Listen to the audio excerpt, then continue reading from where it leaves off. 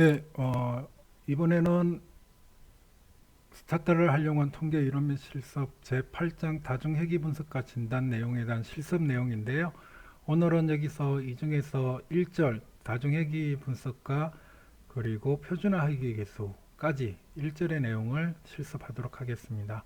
가장 먼저 해야 될 일은 여러분들 실습할 데이터를 다운받아야 되는 부분들이 되겠습니다. 그래서 다운받고 지금 그 다운받은 뭐예요?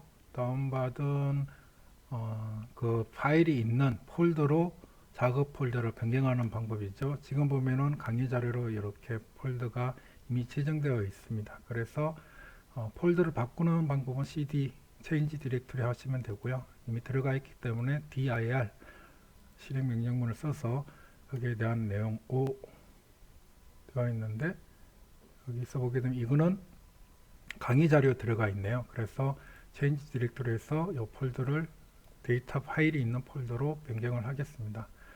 변경한 다음에 dir 또는 ls 함수 명령을 사용하면 이렇게 나와 있거든요.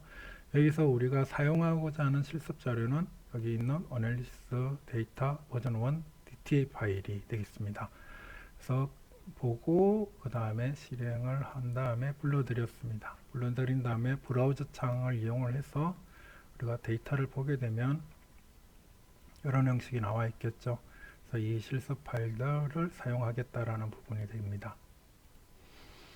자, 그 다음에 우리가 가장 먼저 해야 되는 부분이 서머라이저였죠. 그래서 서머라이저 탐색이죠. 데이터 탐색. 여기서 들어가게 되면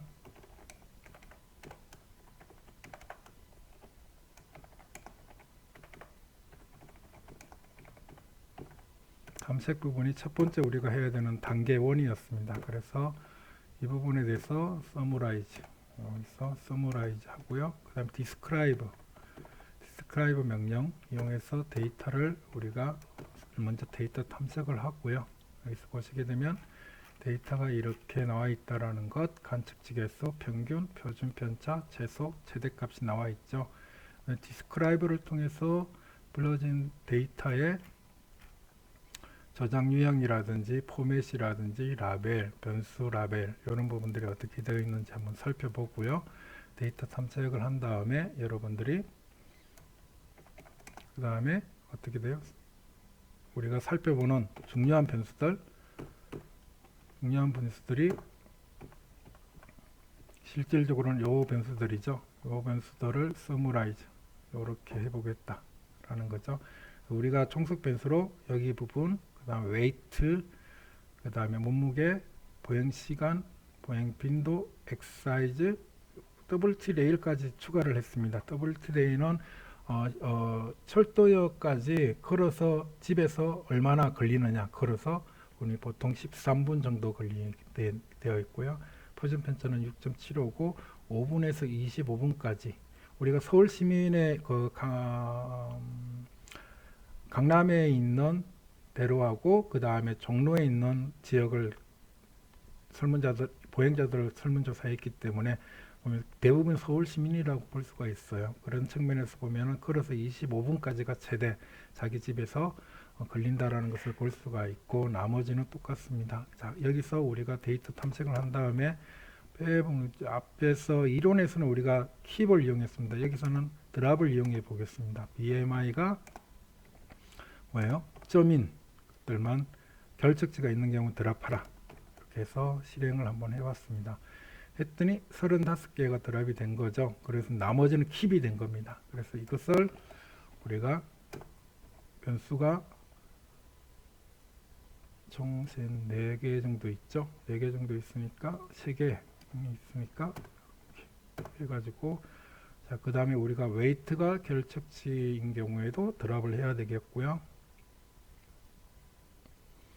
그 다음에 워크 타임이죠. 워크 타임도 드랍을 결측적인 경우에는 드랍을 하고요.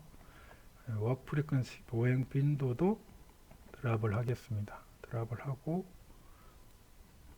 그 다음에 또 하나 더 엑사이즈가 있죠. 그래서 엑사이즈 이 부분에 대한 것도 드랍을 하고요. 그 다음에 또 우리가 여기서 아까 본 부분에서 엑서사이즈 WT 레일도 있죠. 그래서 WT 레일 보행 접근성, 집에서 철도역까지 얼마나 걸어서 걸리느냐, 지하철까지 또 드랍을 합니다. 그래서 그대로 블록 설정한 다음에 실행을 했더니 다 제로고요. 여기 보면 엑서사이즈가 41개가 드랍이 되었고, 그 다음에 집에서 철도역, 지하철역까지 걸어서의 접근성 변수가 또 3개가 드랍이 되었습니다. 그렇게 한 다음에 다시 이것을 드랍을 시켰으니까 드랍을 시킨 상태에서 그러면은 어떻게 되는지 데이터 탐색을 다시 한 번 더 요약 통계를 한 번 더 보게 되면 한 530개로 되어 있는 부분이 되겠습니다. 이렇게 통일되게 만들어 놓고요. 그 다음에 여기서 우리가 상관관계와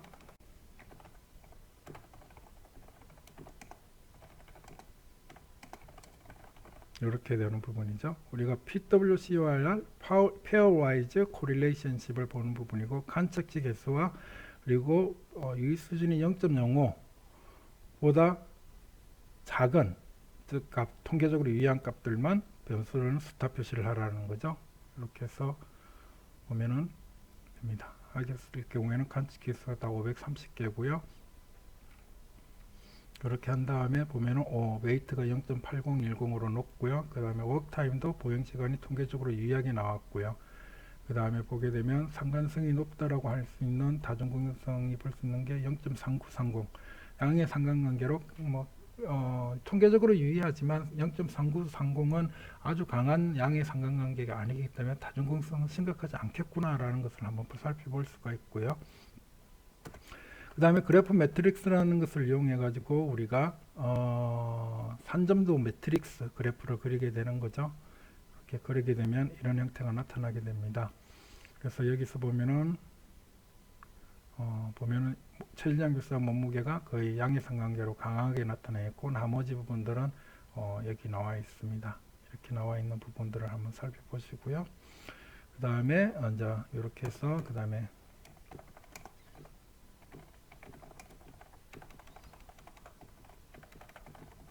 여기 모형, 구축 및 결과 해석 이렇게 되는 부분이 마지막이 되겠죠.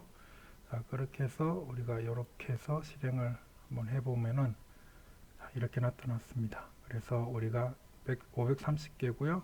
F 통계량은 191.90 그리고 그것이 0.05보다 작기 때문에 모형은 통계적으로 유의하다, 적합하다라고 볼 수가 있고, 결정 개수값이 0.6468이고요. 조정 결정 개수값이 0.6434입니다. 6434는 1에 가까운 경우이고, 그래서 결국에는 체질량 지수는 지금 설명하고 있는 요 5가지 설명 변수, 독립 변수들에 의해서 이 변동이 체질량 지수의 변이가 전체 변이 중에서 64.34% 정도가 설명되어진다. 나머지는 이제 설명되어지지 않은 변동, 즉 잔차가 되는 부분이 되겠습니다. 그런 패턴을 볼 수 있다라고 해서 우리가 이걸 가지고 모형 통계량을 살펴보고요. 그 다음에 살펴봐야 된다는 부분이 우리가 여기서 보게 되면 이 표를 이용해서 실질적으로 설명 변수들, 독립 변수들이 이 체질량 지수, BMI에 어떤 영향을 미치고 있는가라는 것을 살펴보는 부분인데요. 가장 먼저 해야 되는 것은 T값과 P 통계량을 가지고 우리가 통계적으로 이 설명 변수들이 각각 유의한지 안 한지를 살펴보는 거죠.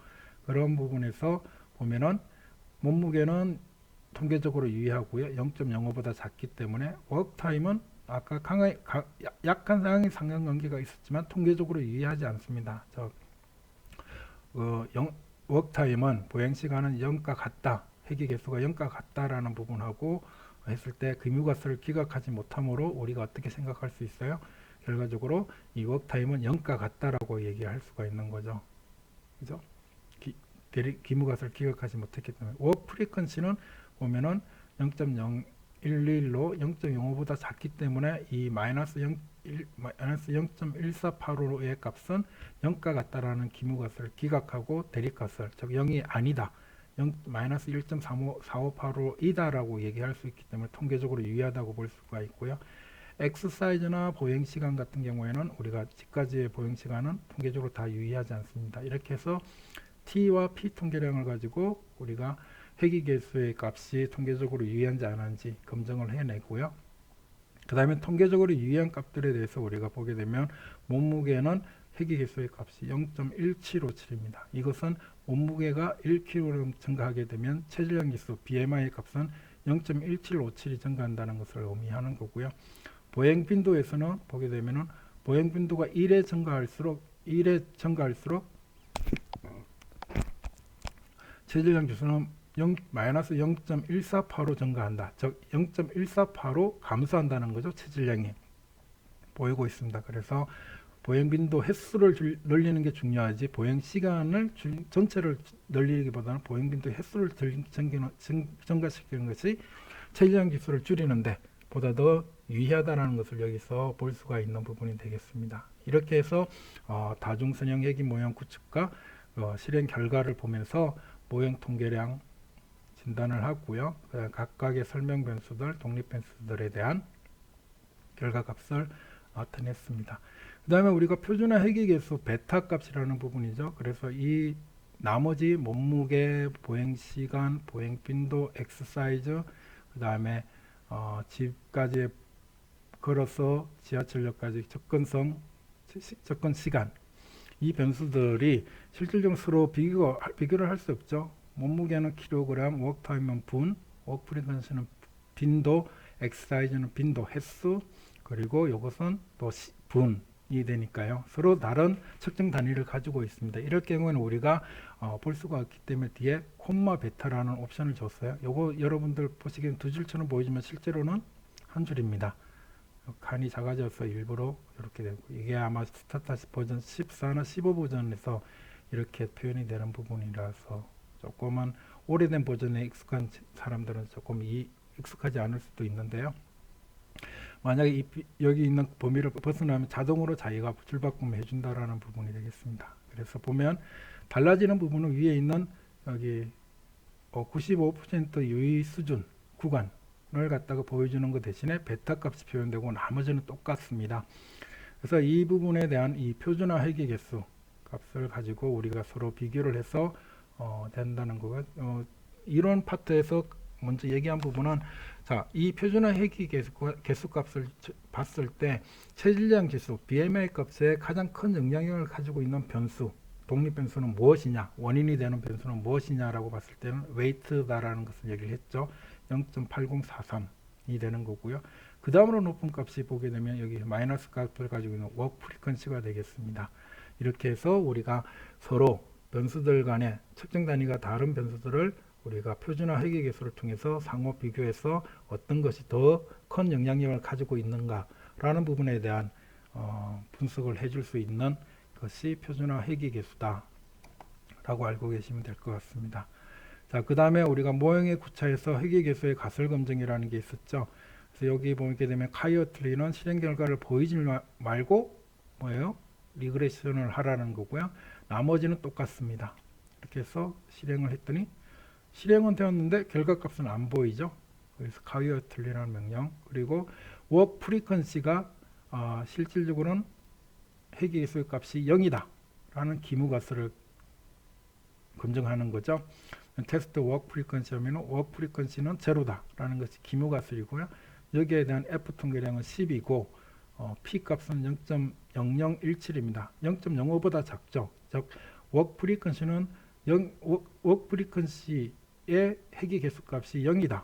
여기서 보면 워크 프리퀀시가 마이너스 0.148인데요. 이게 0이다라는 것을 기각을 하는 거죠. 이 부분은 여기 있는 것은 T 분포 값, T 통계량을 가지고 검증을 했다면 여기는 F 통계량을 가지고 검증을 하고 있는 게 되겠습니다. 우리는 통계적으로 유의하다라고 볼 수가 있게 되는 거죠. 즉 워크 프리퀀시가 0이 아니다라는 것도 이 F 통계량을 가지고도 검증이 되는 부분이고요. 워크 타임을 가지고 한 번 더 실행하면 보행 시간은 보면 F 통계량이 1.34이고 P 값이 0.2484죠.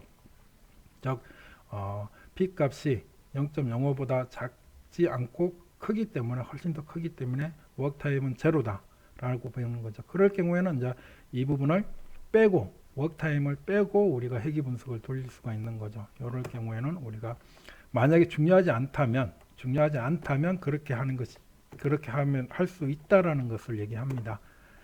그런 부분이고요. 그래서 이 통계적으로 유의하지 않은 것을 빼고 워크타임을 빼고 우리가 실행을 하는 경우도 있고요. 아니면 전체 다 그냥 하는 경우도 있습니다. 그래서 여러분들이 무엇을 볼 것인가라는 부분에서 어머나 엄청나게 높아졌네요. RSA 값이 0.9903으로 높아졌습니다. 굉장히 여기 화이트가 들어가 있네요. 죄송합니다. 여기 보면은 화이트가 들어가 있기 때문에 0.9988이고요.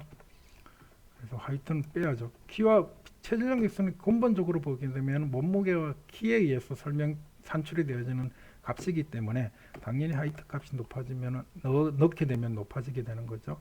그래서 이렇게 나타나게 된다라는 부분이 되겠습니다. 이렇게 해서 통계적으로 유의하지 않은 것은 뺄 수도 있다라는 부분이고요. 그런데 빼지 않아도 되는 부분에서는 한 번 더 여기서 엑서사이즈 부분에서 다시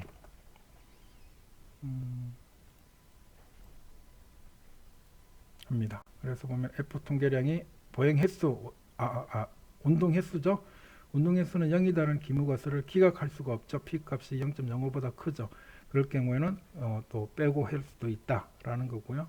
또 다른 방법은 보행 횟수와 보행 타임은 비슷한 통계량 아니야? 변수 아니야? 하나 둘 다 같지 않을까 효과가? 라고 했을 때 그 효과가 같다. 즉 그 차이가 0이다 라는 기무가설 F가 F 통계량이 6.6이죠. 이게 P 값이 0.0103이니까 0.05보다 작기 때문에 같지 않다라고 볼 수가 있는 거죠. 그래서 둘 다 사용할 수 있다라는 것을 여기서 보여주는 게 되겠습니다. 그럼 세 개를 한번 보게 되면 세 개를 한꺼번에 보게 되면 각각의 변수들의 값이 모두 제로다 라는 것을 기각을 할 수가 없는 거죠. 각각이 0이다라는 것을 봤을 때 어떤 이 세 가지 중에 하나가 0이 아니다라고 얘기할 수 있는 거다라고 이렇게 하는 부분이죠. 그래서 볼 수가 있는 거고요. 테스트 팜하고 테스트하고 이 결과를 한번 보게 되면 보면은 동일한 결과를 보여주고 있습니다. 그래서 테스트 팜이나 테스트 페라미터 값이죠. 페라미터 값에 대한 거. 그다음에 조합이죠.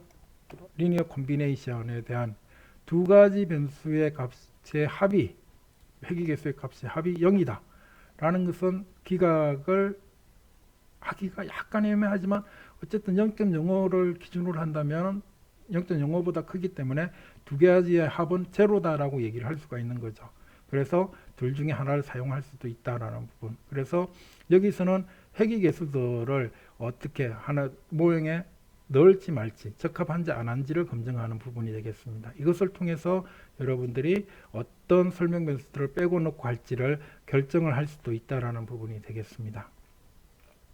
그 다음에 한계효과 부분에서는 우리가 여기 보면 리그레션을 돌리는데요. 먼저 해야 되는 이 부분입니다. MFX라는 부분에 대한 것이 리그레션 한 다음에 한계효과를 보는 부분인데 한계효과와 탄력성. 그래서 보면은 마진은 이렇게 되어 있는 거죠. 마진하고 MFX 부분이고요. 마진 부분에 대해서 MFX 부분에 대해서는 우리가 이렇게 나타낼 수가 있고요. 앞서 얘기한 부분의 이론 파트 부분에서 이 내용이 되겠습니다. 그래서 이 내용에서는 dy dx는 마지널 이펙트 한계 효과를 산출을 해주는 거고요. 디폴트이기 때문에 안 써줘도 된다 옵션으로. ey ex는 로그 리니어 값을 로그 리니어 값을 해서 우리가 탄력성을 나타내주는 부분이다라는 부분에 대한 얘기가 되겠습니다. 이렇게 볼 수가 있는 부분입니다. 그래서 우리가 리그레이션을 돌린 다음에 dy dx 마지널 이펙트 부분이 되겠습니다. 마지널 이펙트를 계산하는 부분은 이렇게 되어 있습니다. 0.35 보게 되면 똑같죠. 그죠? 똑같은 것은 이게 한계 효과입니다. 그래서 똑같기 때문에 한계 효과라고 볼 수가 있는 거고요. 이 부분은 이제 탄력성 부분입니다. EY/EX 부분은 이렇게 해서 보면 웨이트는 0.988이고요. 하이트는 1.96이죠. 그래서 보면은 실질적으로 1보다 크기 때문에 1보다 크지 않기 때문에 여기서는 비탄력이다 하지만 거의 1에 가깝기 때문에 탄력적인 것에 가깝다라고 우리가 표현을 좀 할 수가 있을 것 같아요. 요거는 하이트는 1.96으로 굉장히 크다라는 것을 키가 결과적으로는 키가 크면 클수록 큰 만큼 뭐예요? 체질량 지수는 낮아진다라는 거죠. 그것의 크기가 훨씬 더 크다. 그래서 여러분들이 체질량 지수를 낮추기 위해서 뭐예요?